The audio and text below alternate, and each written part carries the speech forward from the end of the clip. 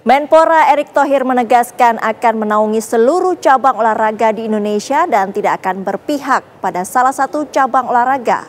Hal itu dikatakan Erick usai serah terima jabatan di kantor Kemenpora.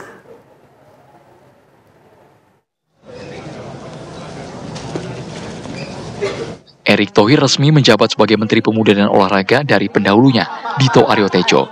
Acara serah terima jabatan diselenggarakan di Auditorium Wisma Kemenpora dan turut dihadiri jajaran Menpora sebelumnya seperti Hayono Isman, Agung Laksono, Andi Malarangeng, dan Roy Suryo. Dalam sambutannya, Erick Thohir berkomitmen meneruskan program Menpora terdahulu, sekaligus membuat terobosan.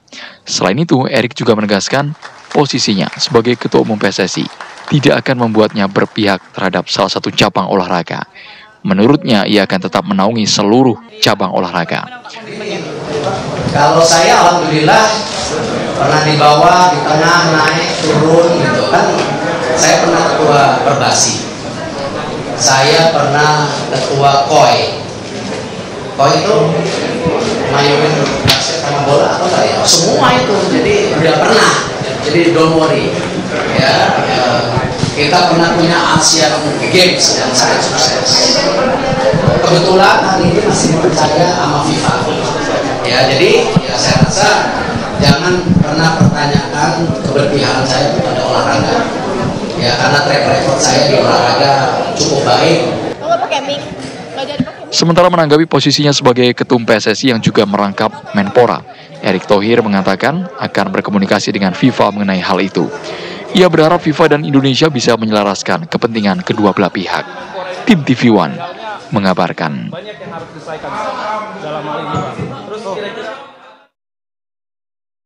Staf Presiden atau KSP hari ini resmi melaksanakan serah terima jabatan atau sertijab pasca perombakan kabinet. Prosesi sertijab berlangsung di kantor KSP di Kompleks Istana Kepresidenan Jakarta Pusat Kamis pagi. Mantan Kepala KSP AM Putranto menyerahkan jabatannya kepada Muhammad Kodari yang menggantikannya sejak dilantik kemarin. Kodari menyinggung soal titipan pesan dari pendahulunya tentang keberanian dalam mengambil langkah strategis. Ia mengatakan dirinya memusatkan perhatian pada deretan program prioritas pemerintah, salah satunya program prioritas pengadaan rumah 3 juta unit oleh Kementerian Perumahan, termasuk kajian strategis terkait berbagai kebijakan publik, salah satunya soal BBM.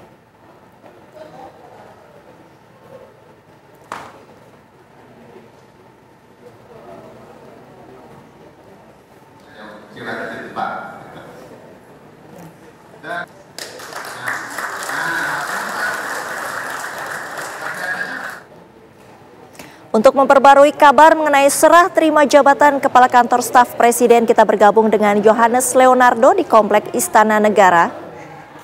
Ardo, apa saja rencana kerja awal dari Kepala KSP M Kodari usai serah terima jabatan hari ini?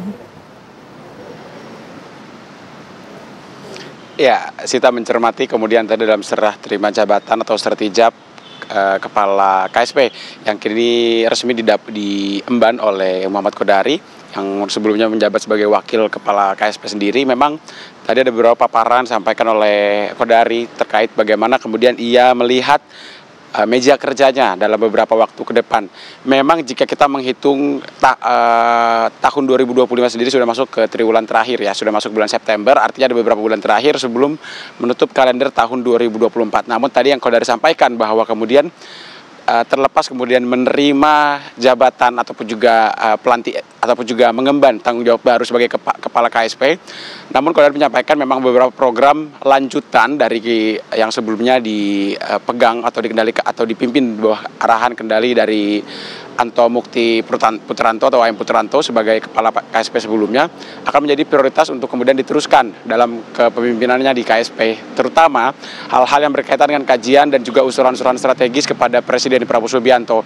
Beberapa yang disinggung oleh Kodari untuk program prioritas pemerintah diantara seperti makan bergizi gratis, mulai dari usulan dan juga kajian strategis terkait bagaimana kemudian mekanisme dari mulai persiapan hingga kemudian penerapannya aplikasinya di lapangan untuk program MBG, kemudian juga program cek kesehatan gratis yang juga jadi salah satu program prioritas, serta beberapa ataupun juga sederet program prioritas lainnya. Dan salah satu yang langsung disampaikan dan langsung dilakukan oleh Kodari adalah tadi ia menyampaikan langsung melakukan pemeriksaan langsung ataupun juga peninjauan langsung terkait progres persiapan hunian ataupun juga target 3 juta rumah yang ditargetkan oleh Kementerian Perumahan dan juga Kawasan Permukiman di bawah Kementerian PKP yang di bawah arahan Marwarar Sirait, di mana kemudian tadi juga bahkan setelah wawancara dengan kami begitu ya Sita, bahwa kemudian Kodari langsung bertolak menuju ke Bandung, Jawa Barat untuk kemudian meninjau apa kemudian yang perlu dipersiapkan dan juga perlu disiapkan secara strategis dalam bentuk usulan dan juga kajian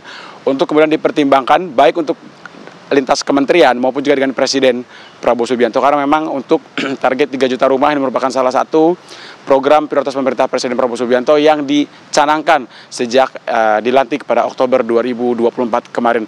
Dan juga yang menarik untuk kami cermati begitu ya, yang kami simak dari apa yang disampaikan oleh Kodari dalam pelantikannya, dalam serah terima jabatan tadi maksud kami, di mana Kodari juga menyampaikan bahwa no guts, no glory, bahwa di mana tidak ada keberanian maka tidak ada keberhasilan. Dan itu yang coba kami elaborasi kembali, bagaimana kemudian apakah sejauh mana keberanian yang dimaksudkan oleh Kodari tersebut terkait usulan-usulan strategis utamanya yang akan disampaikan kepada Presiden Prabowo Subianto. Kami akan menantikan bagaimana kemudian kinerja dari Kodari dan juga jajaran pasca sertijab dan juga pelantikan yang dilaksanakan kemarin bersama dengan beberapa kementerian dan juga kepala lembaga lainnya. Sementara demikian, kembali ke Anda, Sita. Yohanes Leonardo langsung dari Istana Kepresidenan Jakarta, terima kasih. Sebelumnya kemarin Presiden Prabowo Subianto kembali melakukan reshuffle Kabinet Merah Putih. Para menteri, wakil menteri, dan pejabat tinggi negara yang baru dilantik diharapkan bisa menyelaraskan dengan visi Presiden.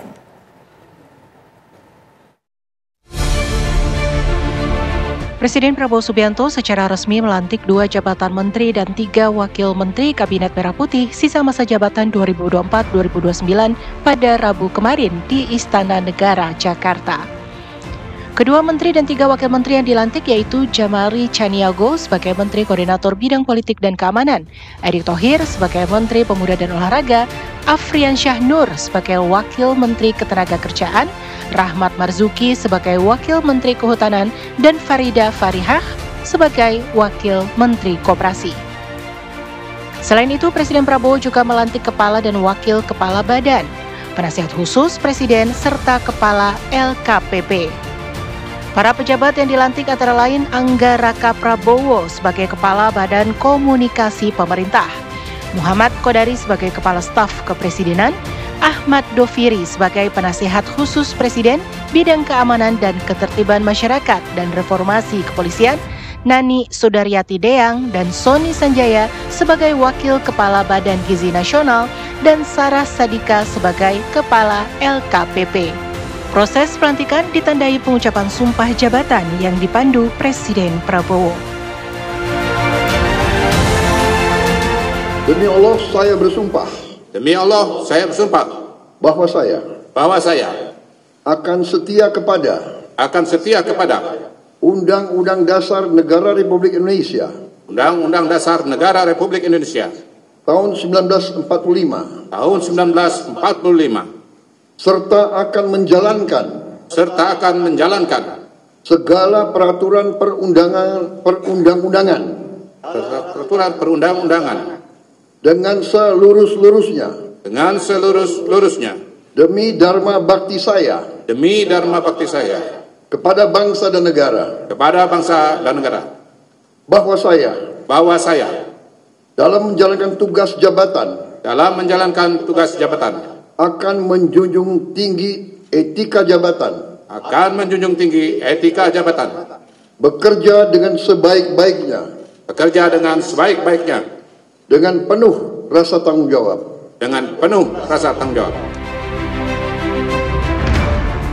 Usai dilantik, Menko Polkam Jamari Chaniago mengungkapkan Presiden Prabowo memberikan arahan kepadanya untuk menggunakan sisa usianya dengan mengabdi kepada negara.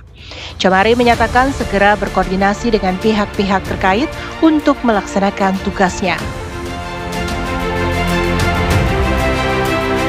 Gunakan sisa umur untuk kepentingan bangsa dan negara. Pak, melihat kemarin berapa umur saya, siapa yang tahu? 77 tahun. Ya, sebentar lagi 77 tahun. Gunakan sisa umur itu untuk tetap mengabdi kepada bangsa dan negara. nggak ada istilah-istilahan. Tantangan terbesarnya sekarang apa, Pak? Kenapa? Kemarin belum penunjukan. Kenapa? Komunikasi awalnya dengan Presiden sebelum penunjukan apa pesan-pesannya dan lain sebagainya mungkin, Pak? Pesannya itu tadi. Ayo kita sama-sama perbaiki, walaupun saya tahu kita sudah berusia sekian, sisa umur itu kita manfaatkan sebaik-baiknya untuk kepentingan bangsa dan negara. Itu yang disepakati pada saya. Sementara Erick Thohir yang resmi menjabat sebagai Menteri Pemuda dan Olahraga menyatakan siap melaksanakan tugasnya yang baru. Nomor satu, yang pasti saya mendapat penugasan oleh Bapak Presiden, ya tentu saya sebagai profesional dan tentu sebagai pembantu Presiden saya tegak lurus, di mana ini kadang-kadang orang lupa antara olahraga dan pemuda, padahal Menteri Pemuda dan Olahraga. Artinya kalau kita bicara pemuda itu ada 131 juta pemuda yang ke depan ini merupakan basis dari bangsa kita itu sendiri. Artinya pemuda ini ke depan harus kita bangun ya secara kapabilitas untuk bisa bersaing secara global ya, dan cinta tanah air, dan harus menjadi bagian untuk membangun bangsa kita ke depan. Itu yang pemuda. Untuk olahraga sendiri tentu nomor satu, olahraga harus menjadi alat pemersatu bangsa. Olahraga adalah duta bangsa di dunia. Acara pelantikan dilanjutkan dengan penandatanganan berita acara oleh masing-masing pejabat dan diakhiri dengan pemberian ucapan selamat oleh Presiden Prabowo serta tamu undangan. Dari Jakarta, tim TV One mengabarkan.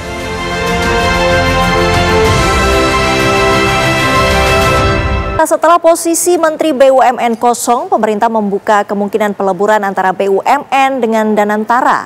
Namun, pemerintah masih mengkaji perkembangan dari kedua lembaga ini. Mensesnek Prasetyo Hadi menjelaskan ada kemungkinan peleburan antara Kementerian BUMN dan Danantara, namun belum diputuskan. Selain itu, pengganti Erick Thohir sebagai Menteri BUMN juga belum ditentukan. Untuk sementara akan ditunjuk Menteri BUMN ad interim yang kemungkinan diambil dari Wakil Menteri BUMN saat ini.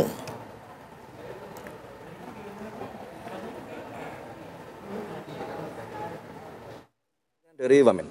Berarti kalau misalnya belum akan dilakukan sama ke Danantara, Mas? Belum kan, iya kan sekarang sedang proses ya. Danantara juga sedang proses membenahi manajemen dan operasional di BUMN kita. Nah, kalau kemudian nanti dalam perjalanannya itu kita perlu melakukan perubahan terhadap kementeriannya, nanti kita lihat. PLT-nya Mas Aminuddin atau Pak Doni atau siapa? Belum.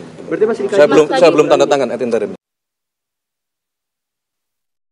Presiden Prabowo Subianto untuk kali kedua melakukan reshuffle atau perombakan kabinet sepanjang bulan September 2025. Presiden mengganti sekaligus melantik sejumlah menteri dan pejabat tinggi negara.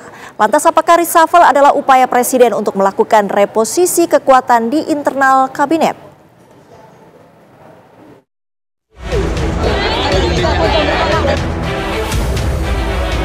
Presiden Prabowo kembali melakukan reshuffle Kabinet Merah Putih setelah sebelumnya reshuffle pertama dilakukan pada 8 September 2025. Saat reshuffle kemarin, Prabowo mengganti 1 menteri, 2 wakil menteri, dan 2 kepala badan.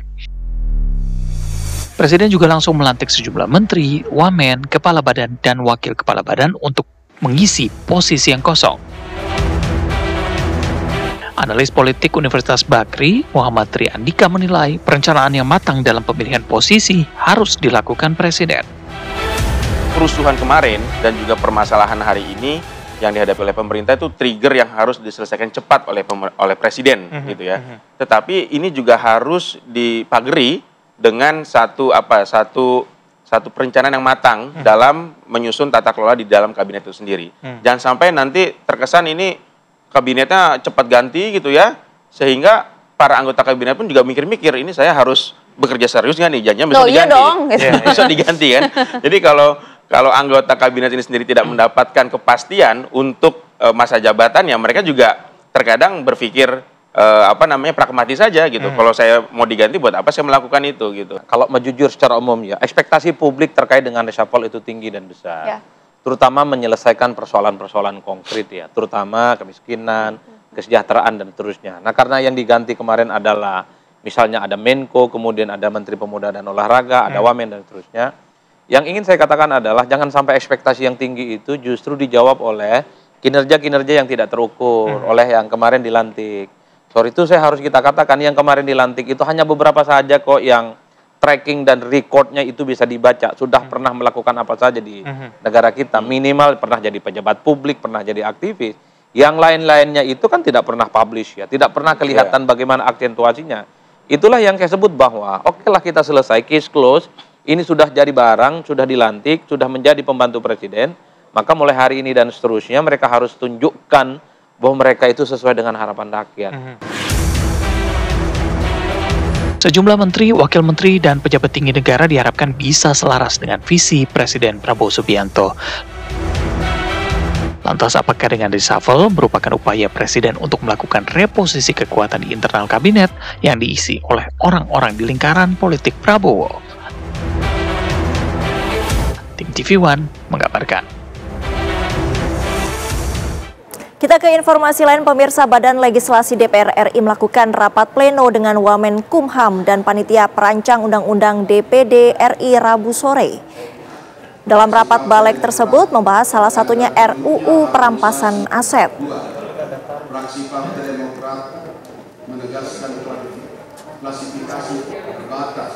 Dalam rapat balik tersebut, Wakil Menteri Hukum dan HAM Edi Hiarij mengusulkan 5 RUU prioritas di tahun 2025 dan 17 RUU di tahun 2026. Dalam usulan RUU tersebut, salah satunya yakni rancangan undang-undang perampasan aset sebagai sanksi bagi para pejabat yang melakukan korupsi. Ketua Badan Legislasi DPR RI Bob Hasan mengatakan RUU perampasan aset menjadi prioritas dan sudah mulai tahap pembahasan di tahun 2025. Ia juga mengatakan pengesahan RUU perampasan aset tidak boleh dilakukan secara tergesa-gesa dan mengutamakan pemaknaan isi serta partisipasi publik secara keseluruhan. Itu kita prioritas tahun 2025 itu kita mulai pembahasan. Nah, terpenting sekarang ini publik harus tahu isinya. Itu yang saya sampaikan minggu kemarin ya. Jadi meaningful partisipasi publik, pemaknaan daripada isinya dan sebagainya. Selama ini kan publik hanya mengetahui daripada judulnya gitu loh. Nah, nanti akan semakin terang dan jelas dan kita tidak boleh tergesa-gesa juga dalam menyusun undang-undang. Kapolri Jenderal Listio Sigit Prabowo menegaskan bahwa institusi Polri akan terbuka dengan semua masukan demi perbaikan. Jenderal Listio akan mengikuti semua rekomendasi dan arahan dari Presiden Prabowo Subianto.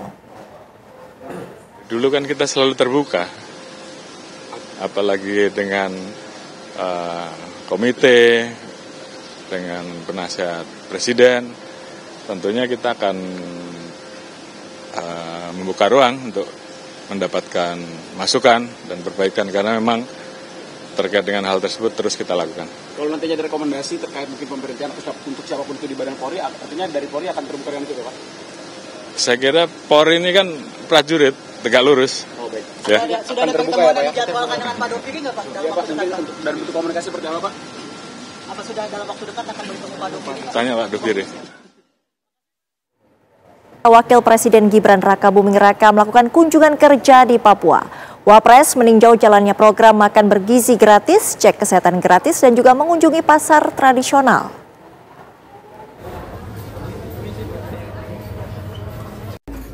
Wakil Presiden Gibran Rakabuming Raka meninjau program makan bergizi gratis di SMP Negeri 2 Sentani, Kabupaten Jayapura, Papua, Rabu 17 September 2025.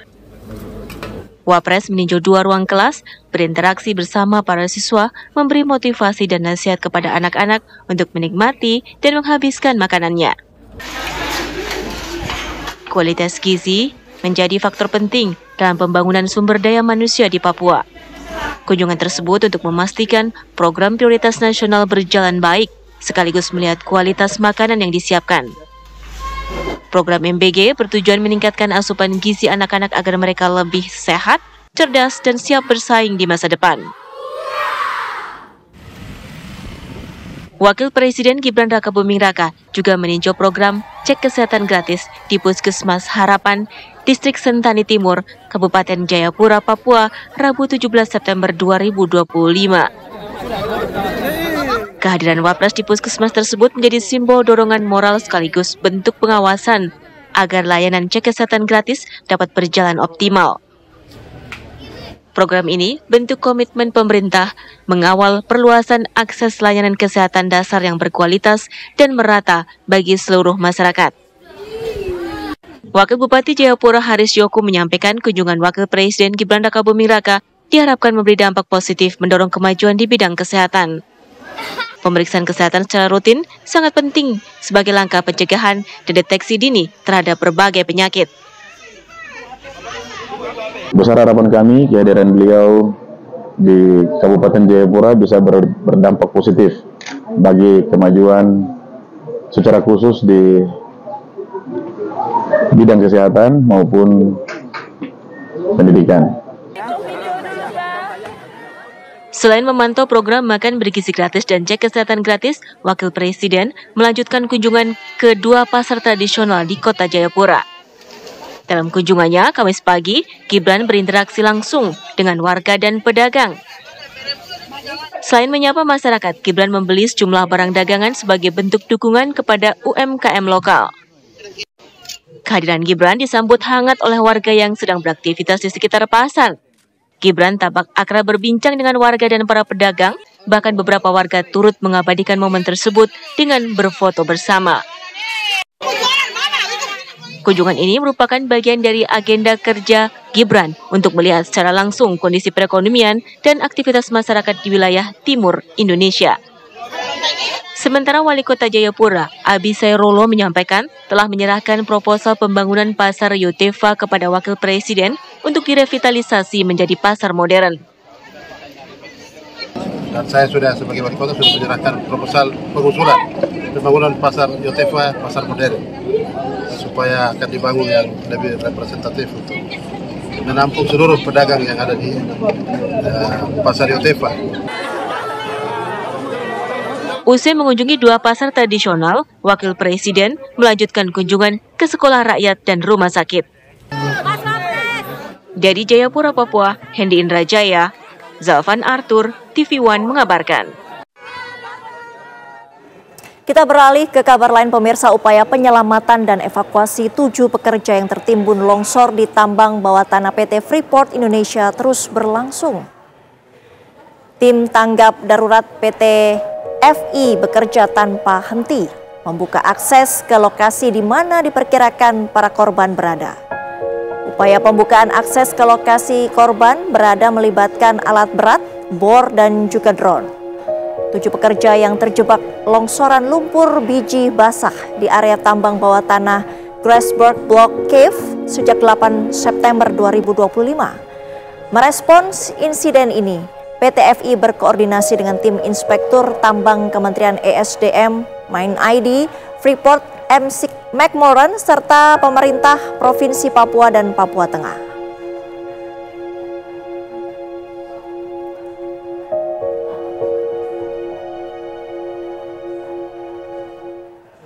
Menteri Energi dan Sumber Daya Mineral Bahlil Lahadalia menyatakan seluruh tim teknis Freeport dan pemerintah bekerja penuh waktu untuk menyelamatkan dan mengevakuasi 7 pekerja Freeport yang terjebak longsor di area tambang bawah tanah Grasberg Block Cave, Mimika, Papua Tengah sejak Senin 8 September 2025. Dalam proses persiapan evakuasi, cuaca di sana memang masih dalam kondisi yang belum memungkinkan karena memang itu kan terjadi di underground.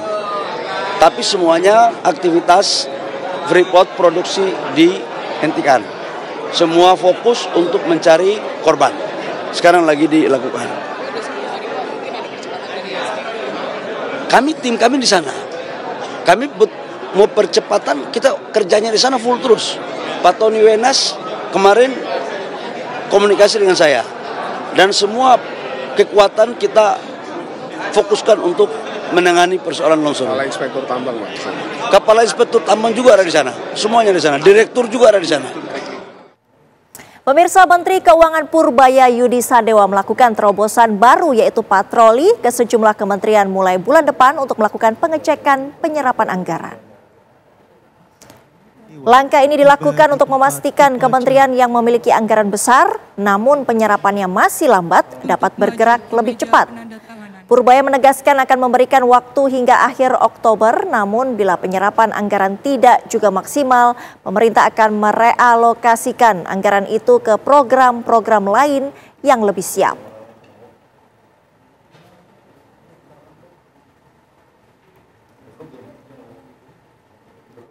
Tadi saya izin ke Pak Presiden bulan depan saya akan mulai beredar di kementerian-kementerian yang besar, yang penyerapan anggarannya belum optimal. Kita akan coba lihat, kita akan bantu.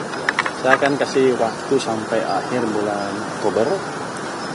Kalau mereka kita percaya nggak bisa belanja sampai akhir tahun, kita ambil uangnya. Kita sebarkan ke program-program yang langsung siap dan berdampak ke rakyat. Saya nggak mau uang nganggur. Pemerintah saat ini tengah mematangkan program magang nasional bagi lulusan baru perguruan tinggi. Hal tersebut disampaikan Menko Bidang Perekonomian Erlangga Hartarto usai rapat terbatas bersama Presiden Prabowo Subianto di Istana Negara Jakarta pada Selasa sore. Ia menjelaskan program magang ini terbuka untuk seluruh perusahaan baik swasta maupun badan usaha milik negara dengan menggunakan sistem link and match dari universitas. Program prioritas ini ditargetkan mulai berjalan pada kuartal keempat tahun 2025. Nantinya peserta yang lolos akan mendapatkan upah sesuai UMP masing-masing daerah selama 6 bulan pertama. Mekanisme program magang sedang dimatangkan Mendiknas dan Menristek-Dikti. Tetapi salah satunya adalah mereka yang eligible adalah yang lulus maksimal 1 tahun. Sehingga bisa fresh graduate bisa ditangkap. Nanti mereka itu magangnya di perusahaan milik negara apa swasta sebenarnya, Pak? Perusahaan semuanya bisa. Semua bisa. Swasta atau milik negara. Dan akan ada kerjasama link and match antara perguruan tinggi dan perusahaan-perusahaan tersebut. Ini sudah bisa mulai berarti kuartal ketiga atau bulan Oktober itu, Pak? Kita berharap di kuartal keempat ini sudah bisa mulai. Hanya di Jakarta aja atau beberapa daerah juga, Pak? Seluruh Indonesia. Seluruh Indonesia. UMP-nya berarti disesuaikan dengan dengan UMP daerah masing-masing. 6 bulan Pak digaji oleh pemerintah. 6 bulan. Pemirsa, usai viral pencopotan Roni Ardiansyah sebagai Kepala Sekolah SMP Negeri 1 Prabu Mulih. Hal tersebut kemudian dibatalkan. Pembatalan pencopotan ini diketahui dari akun Instagram Ajudan Presiden Prabowo, Rizky Irmansyah. Momen kedatangan Roni Ardiansyah kembali ke sekolah pun disambut gembira para siswa dan guru. Kabar pembatalan pencopotan Roni Ardiansyah dari jabatan Kepala Sekolah SMP Negeri 1 Prabu Mulih, Sumatera Selatan diketahui dari unggahan akun Instagram pribadi Ajudan Presiden Prabowo Subianto, Rizky Irmansyah. Rizky mengatakan bahwa sang kepala sekolah dan seorang petugas keamanan yang disebut-sebut dicopot oleh Wali Kota Prabu Mulih sudah kembali bertugas ke sekolah asal.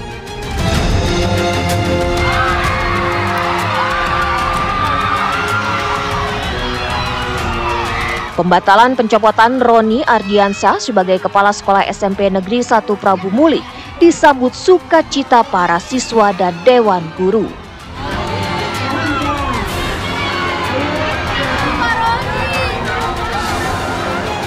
Dalam rekaman gambar yang diunggah di akun Instagram SMPN 1 Prabu Mulih memperlihatkan kegembiraan para siswa yang menyambut kembalinya Roni Ardiansyah ke lingkungan sekolah yang dipimpinnya.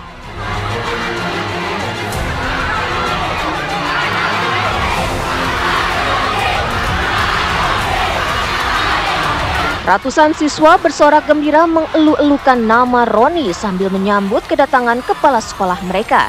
Tidak hanya para siswa, sejumlah dewan guru juga turut menyambut dengan menyalami Roni.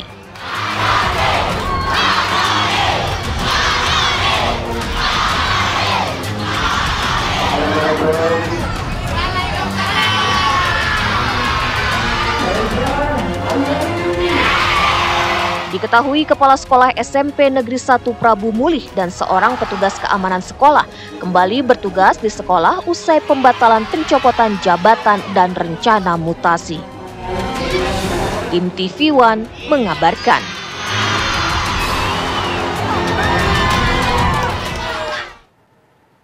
Informasi lain, Wakil Menteri Pendidikan Tinggi, Sains dan Teknologi Stella Christy mendukung pendirian Sekolah Garuda di Kabupaten Katingan, Kalimantan Tengah sebagai pusat pendidikan unggul bagi masyarakat. Wamen Dikti Saintek Stella meninjau langsung calon lokasi Sekolah Garuda di Kabupaten Katingan, Kalimantan Tengah. Survei dilakukan sebagai bagian dari tahap seleksi penentuan lokasi sekolah unggul yang digagas Presiden Prabowo Subianto. Rencananya lahan sekolah di Kabupaten Katingan ini akan memanfaatkan 2 hektar lahan dari total 20 hektar yang disediakan. Sisa lahan akan dipertahankan sebagai kawasan alami dan diberdayakan sebagai lahan produktif dan riset lokal yang sesuai dengan potensi daerah.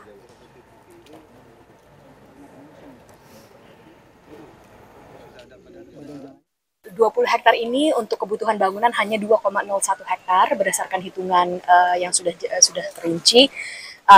Sisanya lagi sekitar 18 hektaran itu tetap dijaga menjadi alami atau juga yang sangat kami inginkan di berbagai daerah berbeda-beda ya, tetapi kami sangat ingin ada kerjasama dengan masyarakat dan juga dengan universitas. Jadi misalnya mungkin ada sebagian yang bisa menjadikan daerah penelitian untuk Universitas Palangkaraya, kerjasama dengan sekolah itu sangat baik sekali. Pemirsa, dalam upaya meningkatkan gizi masyarakat, pemerintah menunjukkan komitmennya dengan menandatangani keputusan bersama Kepala Badan Gizi Nasional, Menteri Pekerjaan Umum dan Menteri Dalam Negeri. Kerjasama ini mencakup pembangunan infrastruktur kesehatan, peningkatan akses air bersih dan program gizi untuk masyarakat terutama di daerah yang membutuhkan. Kepala Badan Gizi Nasional, Dadan Hindayana menyebut percepatan pembangunan SPPG menjadi penting untuk memenuhi target baru yang diminta Presiden agar lebih banyak lokasi bisa terlayani dalam waktu singkat. Untuk mewujudkannya, BGN menggandeng Kementerian Dalam Negeri dan Kementerian Pekerjaan Umum untuk menyokong pembangunan SPPG di banyak wilayah.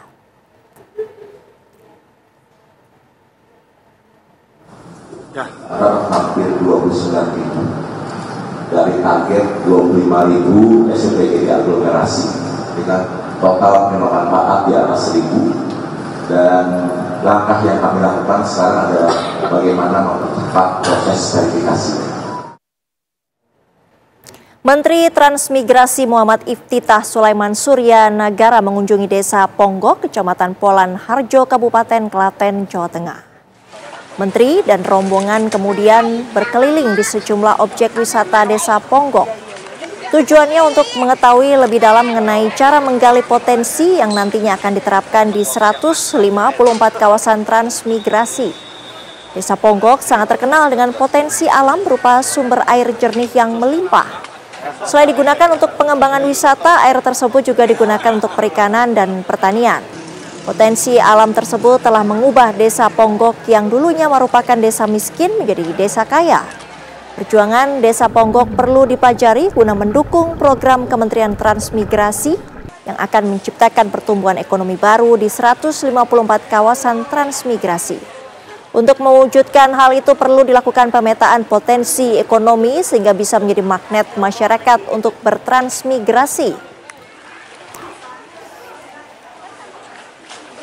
154 kawasan transmigrasi, kita mengirim 2.000 peneliti, kolaborasi dari 7 perguruan tinggi terbaik Indonesia dengan 17 perguruan tinggi yang ada di daerah. Tugasnya adalah itu, melakukan riset dan pemetaan potensi ekonomi. Kementerian Pertahanan Republik Indonesia menerima kunjungan kehormatan dari Wakil Menteri Pertahanan Nasional Republik Sosialis Vietnam, Letnan Jenderal Senior Hoang Xuan Chien, di Gedung Kementerian Pertahanan Jakarta Pusat.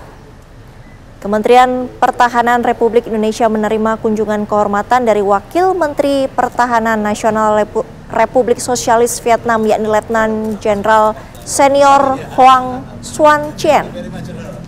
Pertemuan yang dilaksanakan secara internal tersebut dilangsungkan di Gedung Kementerian Pertahanan Jakarta Pusat. Wakil Menteri Pertahanan Vietnam disambut langsung oleh Wakil Menteri Pertahanan Indonesia Marsikal Madya TNI Purnawirawan Doni Ermawan Taher.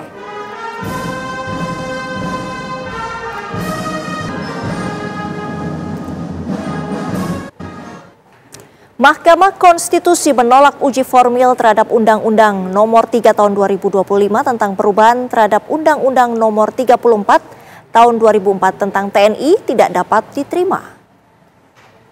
Permohonan uji formil terhadap Undang-Undang TNI ini dilakukan oleh 5 pemohon yang terdiri dari perorangan dan juga organisasi. Dalam pertimbangan hukum, Mahkamah dijelaskan bahwa kendati dalam pengujian formil terdapat beberapa permohonan yang sama, namun permohonan tidak dapat dilanjutkan dalam persidangan dengan agenda pembuktian. Pemohon juga tidak memiliki kedudukan hukum. Putusan ini diwarnai dengan perbedaan pendapat atau dissenting opinion dari 4 orang hakim konstitusi. Mereka berpendapat bahwa pemohon beralasan menurut hukum, sehingga MK seharusnya mengabulkan permohonan para pemohon sebagian.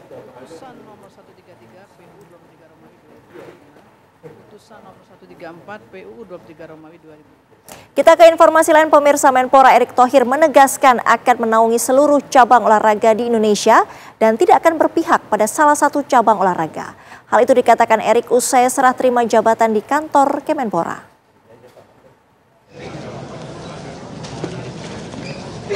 Erick Thohir resmi menjabat sebagai Menteri Pemuda dan Olahraga dari pendahulunya, Dito Aryo Tejo. Acara serah terima jabatan diselenggarakan di Auditorium Wisma Kemenpora dan turut dihadiri jajaran Menpora sebelumnya seperti Hayono Isman, Agung Laksono, Andi Malarangeng, dan Roy Suryo. Dalam sambutannya, Erick Thohir berkomitmen meneruskan program Menpora terdahulu, sekaligus membuat terobosan.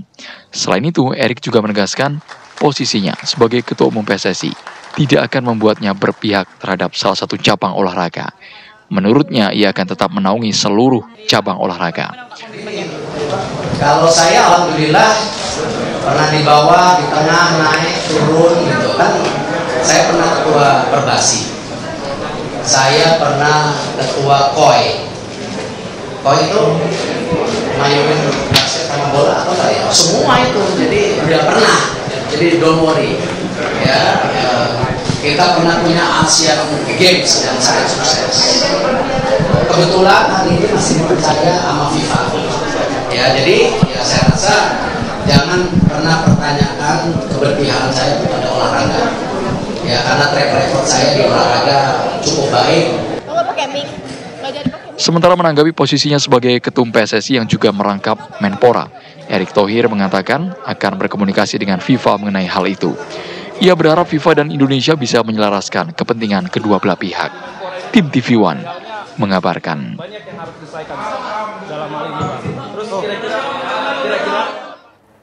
Sementara kantor staf Presiden atau KSP hari ini resmi melaksanakan serah terima jabatan atau sertijab pasca perombakan kabinet. Prosesi sertijab berlangsung di kantor KSP di Kompleks Istana Kepresidenan Jakarta Pusat Kamis pagi. Mantan Kepala KSP AM Putranto menyerahkan jabatannya kepada Muhammad Kodari yang menggantikannya sejak dilantik kemarin. Kodari menyinggung soal titipan pesan dari pendahulunya tentang keberanian dalam mengambil langkah strategis. Ia mengatakan dirinya memusatkan perhatian pada deretan program prioritas pemerintah, salah satunya program prioritas pengadaan rumah 3 juta unit oleh Kementerian Perumahan, termasuk kajian strategis terkait berbagai kebijakan publik, salah satunya soal BBM. Terutama kalau urusan jadi bawa koper sendiri. Informasi tadi sekaligus menutup kabar Merah Putih hari ini. Sesaat lagi Anda dapat menyaksikan berita utama kriminal bersama Prita Zega. Saya Sita Paprika pamit. Terima kasih. Sampai jumpa.